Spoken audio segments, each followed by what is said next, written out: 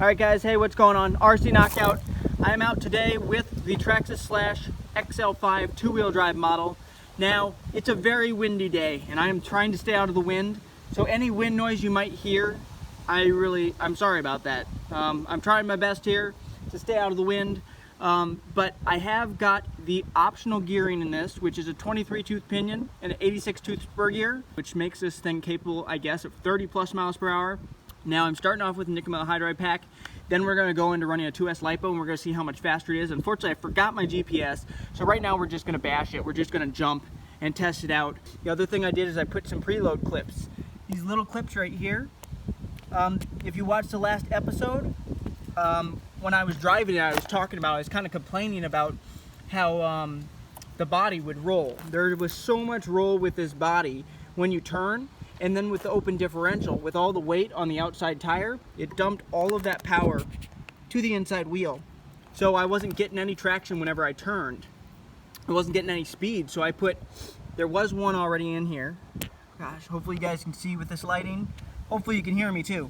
So there was already one clip in here, and I put another one of the same size that came on my parts tree. I put that on there on the back, and the front didn't have any, and I just put, it looks like about an 1/8 inch or a 1/4 inch one in the front to hopefully stiffen it up. The one thing I am worried about is this did raise the truck up even higher, and this is a high center of gravity chassis, so we're going to see if that makes it probably even more likely to tip. So let me get hooked up and we're going to jump right into it. I'm going to try my best to stay out of the wind, maybe stay down here, and we're going to launch the thing right here, because anytime I point this way, the wind's coming from that direction. But this is the first test of the high-speed gearing, and I am just running a NiMH hydride pack, a 3000 milliamp one from Traxxas, and we're just going to test it out in the grass and see how much more speed it has, and if it makes it any more fun. So how about a little launch? Ready, get set, go. It definitely seemed faster in the grass than it was the last time I took it out. Let's bring it right past.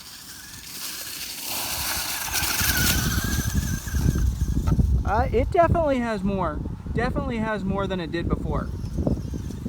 Here we go. Yep. I mean, it'll start going down gradually just because this is a NiMH hydride pack. But, and it is struggling a little bit in some of these leaves. Let's see if I can actually hit the ramp. It's hard to line the thing up. I did hit it. That was actually kind of difficult because this thing doesn't have TSM, so it's very difficult to get it to go straight. I think I'm going to get a little bit lower, guys, because I really feel like I'm getting a lot of wind noise. And like I said, if there is, I apologize. I did try having a mic on, but that didn't seem to help. There was a ton of wind noise, so can't really do a whole lot about it. Hopefully you guys can bear with me. Oh, there's something I hopped over there. Some mole holes or something. Oh, I missed it. Let's see if I can actually hit it. Barely, and I ran out of speed. Ready, get set, go.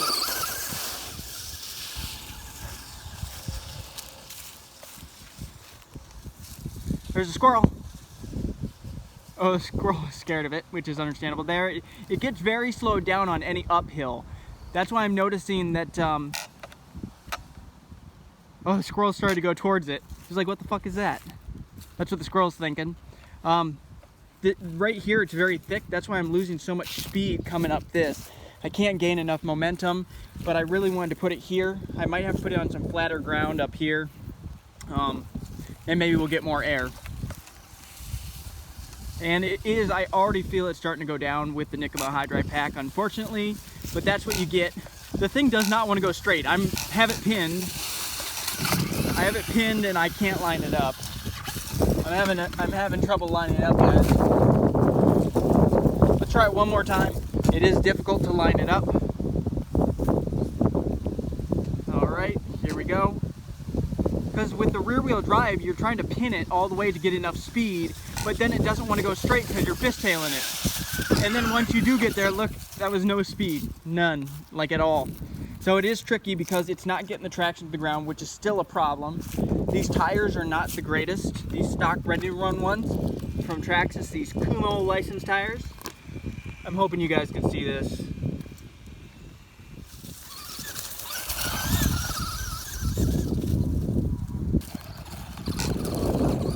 really feels down on power now, guys. This is only a 3,000 milliamp pack. I think this high-speed pinion might be draining the battery and it might be straining the motor a little bit. It's hard to tell. Like, this is still, literally it just had some pep. Now all of a sudden it's really going down. Like, this is all it has. Like, for a launch, I have it pinned right now, guys. So for a launch, this is literally all it has. So we might be done with this because not really having any fun with this at this point. So that drained very fast. I only had this going for maybe 5 minutes. So let's go ahead and put a 2-cell in it and see what kind of runtime we get. Actually, I should also check the temperatures. I did bring my heat thing to see how warm the stuff's getting. It's always surprising, guys, how hot a nickel metal hydride pack gets. Like, this is warm. Like, I can keep my hand on it, but barely. Like, it's right at that point where it's starting to burn. So these, I know these get very hot. Nickel metal hydride packs get very warm when they're charging, and then once they're discharged, they're very hot. So it's kind of weird that these are the safer ones to use, because you'd think with how hot they get, they'd be more likely to start on fire, but whatever chemicals are in them must not be as volatile as lithium polymer, which is why lipos need to be properly charged. So I didn't feel super hot just to begin with. If I keep my finger on it, it does have a little bit of heat to it. The motor anyway. All right, let's see what do we got. The ESC feels fairly cool. We're talking 90 degrees. Well, I saw 101. Let's call it about 100. This is going to be warmer than that.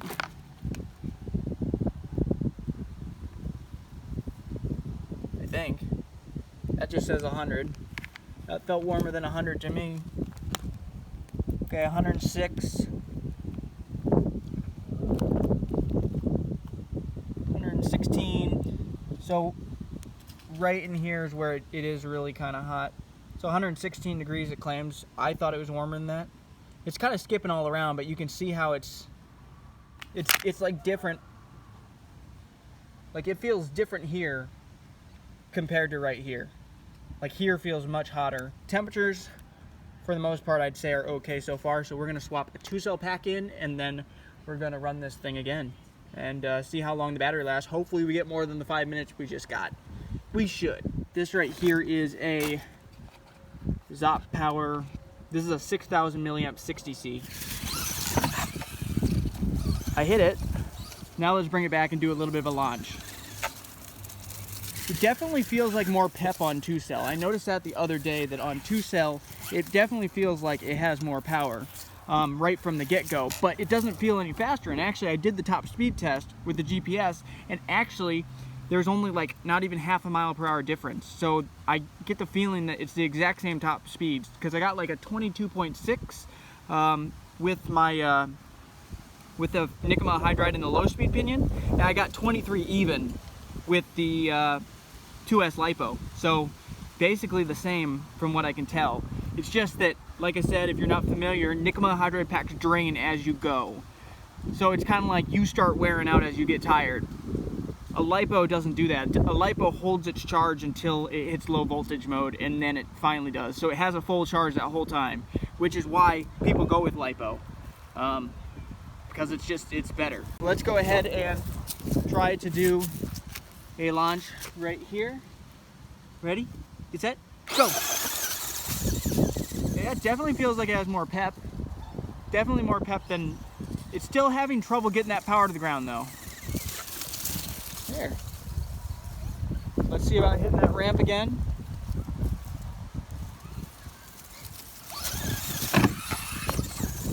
We hit it. Maybe we should go over here and go over this rough terrain real quick. Yeah, it definitely feels like it has more power here.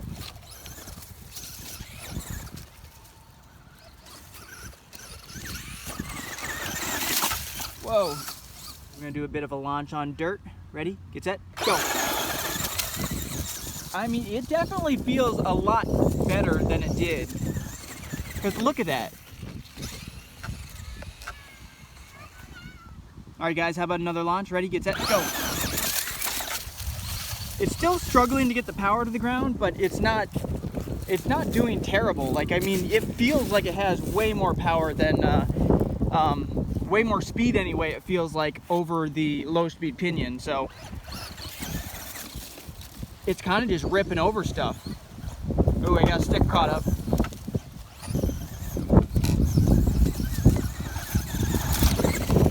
It is flipping fairly easily though, I'm noticing. I put these preload clips in. So right here, I put in another preload clip right here.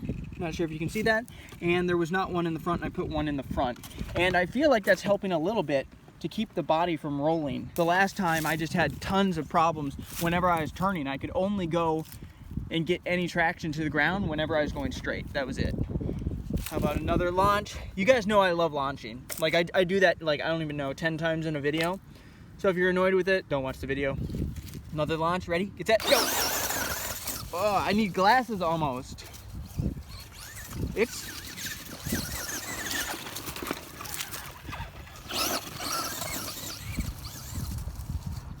really isn't doing too bad in this. Whoa!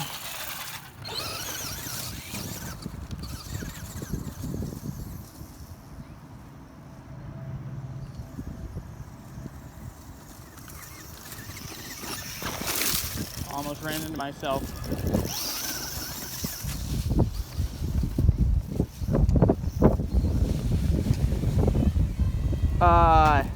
It's stuck, I think. So if this was a four-wheel drive, I think it would be able to charge up through this. I might be able to get out of it, but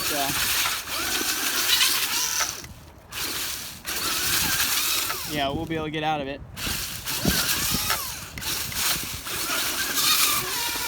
Maybe. There's something holding it. There we go, guys. We are out.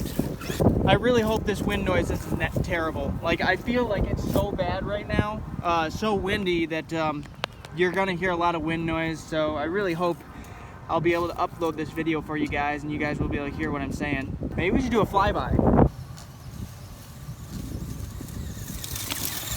I mean, that's not half bad for on grass,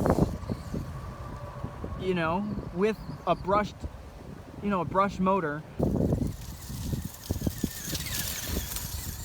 Like, it has some get up and go now.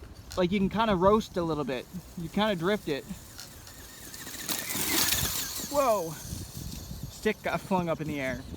Like, it might be going like pushing 20, and that's on grass.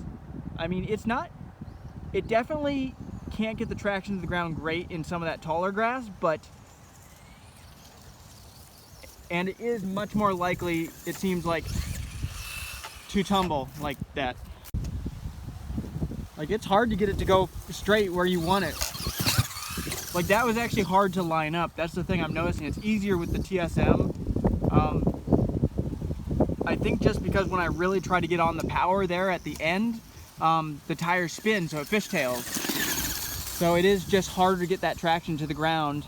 So a gyro would definitely be helpful.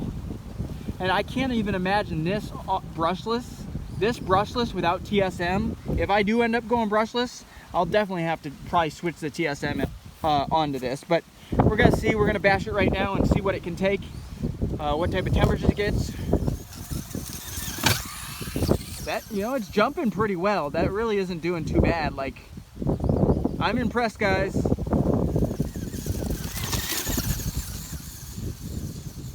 I am impressed. I'm trying to just line it up and go full speed. You know, it's landing pretty nice as well, which is kind of, you know, I'm surprised because it wasn't landing all that good the last time I took it out. It wasn't landing flat. It was nosediving like crazy. So off of this ramp anyway, it's actually doing pretty well. Bringing it back. I might miss the ramp one of these times because I'm just trying to, you know, that's pretty nice though. I want to get just a little bit further back, like I said, so hopefully I can get a better shot of it landing. All right. You know, it really isn't doing too bad. Like, with this optional gearing, but we're gonna have to see after this thing dies, we're gonna have to see what kind of heat we're getting, because that'll determine the longevity. Oh, I just ran right into that pole. Ready, get set, go. Whoa.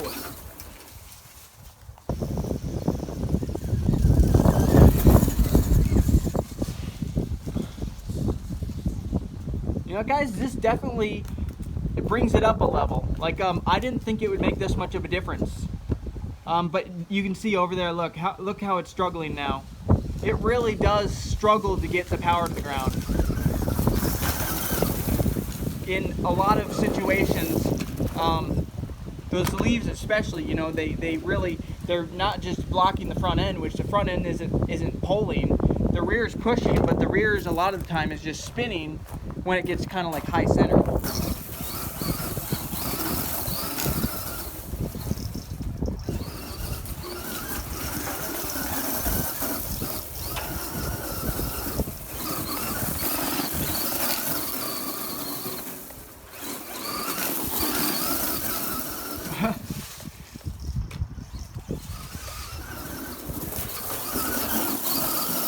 I have to close my eyes and turn my head because, okay guys, we just hit low voltage mode.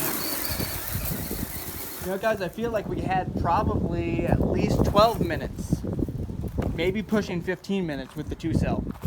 Going pretty hard most of the time, so definitely at least double, if not pushing triple the battery life of the nickel hydride pack, and definitely is able to keep that power. We're gonna check some temps, guys, real quick, and see what we have for temps. I know, like, you don't want to probably surpass 160. Is it 160 or 180 with your motor? And I think the same thing's true with your ESC. You don't want to take your ESC past a temperature of 160. That's at least true with brushless machines. I think you can let your motor get a little bit hotter, but you really don't want your motor getting up like over like 180 for sure, I think. 200 is probably pushing it. Okay, I saw 122, 119. It's fluctuating a ton, but for whatever reason, 117 I saw, 126. Okay, when I hold it right there, that's the hottest part of the ESC, so about 125. Okay, so about 125, guys, for that. Let's see the motor. Okay, I saw 133. It's kind of, oh, I saw 150. I thought I saw 157. Let's see if it does surpass that 160 mark, which you really don't want to go past. At least I think that's what the mark is. Ooh, 165. 164, so it's like right at the solder point. That's where it's like the hottest, just past the solder point. I'm seeing a little over 160, 165 even.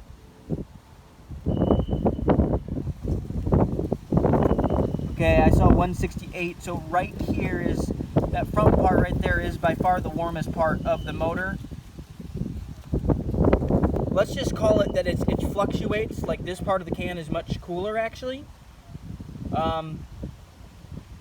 I'm seeing it bounce all over the place though. I'm seeing, you know, just moving it half an inch, it changes by 20 degrees. Let's just say it's fluctuating anywhere from roughly 100 to 165 is the hottest I saw. So this part of the can is by far the hottest part. So let's just call it that the ESC only got up to about 122, 125 I think I saw. And the motor, which I can put my fingers on for a short amount of time. Ooh, it is kind of hot. It is at that point where it's starting to burn. 165 at the hottest part, which is like right in here.